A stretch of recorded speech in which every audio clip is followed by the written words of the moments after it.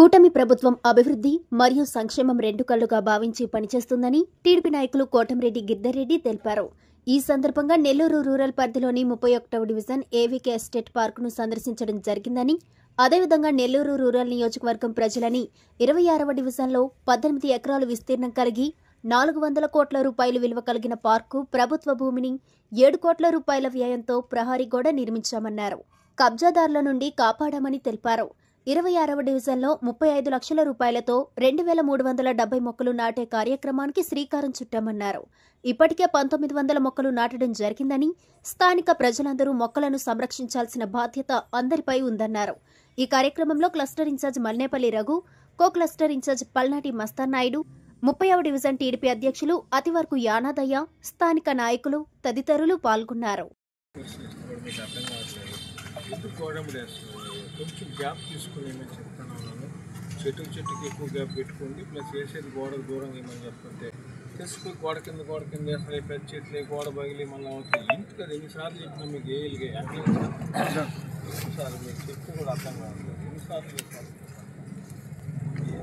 గోడ గ్యాప్ తీసుకుని గోడ కింద. నెల్లూరు రూరల్ నియోజకవర్గంలో గత 5 రోజుల క్రితం ఏదైతే ప్లాంటేషన్ కార్యక్రమాన్ని తీసుకున్నామో, దాదాపు 35 పార్కుల్లో 17.5 ఎకరా స్థలంలో 7 కోట్ల రూపాయలతో అన్ని స్థలాలకు కూడా కార్పొరేషన్ నిధులతో కాంపౌండ్ వాళ్ళు కట్టడం జరిగింది. అయితే ఎక్కడైతే కాంపౌండ్ వాళ్ళు కట్టామో వాటన్నిటిని కూడా వదిలేకుండా క్లీన్ చేసి ట్రీ ప్లాంటేషన్ ఇవాళ నెల్లూరు నగర కార్పొరేషన్ లో నెల్లూరు రూరల్ నియోజకవర్గం పరిధిలోని 26 డివిజన్ లో అనే శాసనసభ్యులు రెడ్డి గారు నిర్ణయం తీసుకున్న తర్వాత 2370 ప్లాంటేషన్లని మనం 5 రోజుల క్రితం మొదలు పెట్టడం జరిగింది. ఇప్పటికే దాదాపు 1900 ప్లాంట్స్ ని ఈ పార్కుల్లో వేయడం జరిగింది. ఇంకా బ్యాలెన్స్ కూడా 450 ప్లాంట్లు ఉన్నాయి. అయితే ఆ పార్కుల పరిధిలో ఎక్కువగా నీరు నిలవడం ఉండడం వల్ల కొంచెం లేటుగా వాటిని కూడా తీసుకొని వేస్తాం. ఏదో చెట్లు వేసినామా, ఫోటో తీసుకున్నామా, వీళ్ళతో మాట్లాడే విధానం ఉండకుండా ఖచ్చితంగా పార్కుల్లో వేసిన ప్రతి చెట్టు బతకాలి. ప్రతి చెట్టు దాని సంవత్సరం బతికితేనే వేసిన కాంట్రాక్టర్ కూడా బిల్లు పాస్ అవుతుందని నిర్ణయం తీసుకొని దాని ప్రకారం చేస్తున్నాం. ముఖ్యంగా ఈ పార్కులకు సంబంధించి చెట్లు వేయడానికి ముఖ్య కారణం కూడా రాను కాలుష్యం ఎక్కువైపోతా ఉంది. చెట్లు లేనందువల్ల చాలా ఇబ్బందులు జరుగుతున్నాయి. భవిష్యత్తులో కూడా చాలా ఇబ్బందులు వస్తాయని దృష్టిలో పెట్టుకుని నగర కార్పొరేషన్ లో ప్లాంటేషన్ కార్యక్రమాన్ని సీరియస్ గా తీసుకుని నగరంలో ఎప్పుడు లేని విధంగా దాదాపు 2400 ప్లాంట్స్ టార్గెట్ పెట్టుకుని చేస్తున్నాం. ఇంకా కూడా దీంట్లో ఇంకొక ముఖ్య విషయం ఏంటంటే, ఏదైతే కార్పొరేషన్ సంబంధించి 17.5 ఎకరా స్థలం ఉందో దాని విలువ దగ్గర 380-400 కోట్ల స్థలాలు.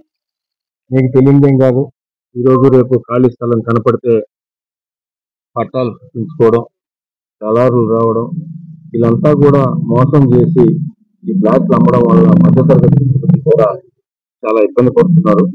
అవన్నీ ఉండకూడదనే ఉద్దేశంతోనే పార్క్ స్థలాలన్నీ కూడా ఐడెంటిఫై చేసి రిజర్వ్ స్థలాలు వాటన్నిటి కూడా డెవలప్ చేయాలని నిర్ణయం తీసుకున్నాం. దయచేసి అందరికి కూడా విజ్ఞప్తి చేస్తున్నాం, ఎవరు కూడా మోసపోవద్దు.